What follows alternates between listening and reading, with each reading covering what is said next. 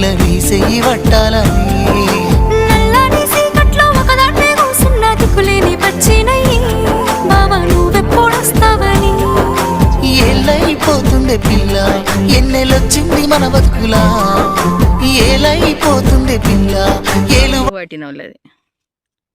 ఇదేమో ఓనర్కి, ఇదేమో మందు సంచులది, ఇదేమో కూలోళ్ళది, ఇదేమో ట్రాక్టర్ది. మనకేం మిగిలిందంటే ఇగో ఇది మిగిలింది. Hi bye. ఏమున్నది మనకు? ఏం లేదు ఇక.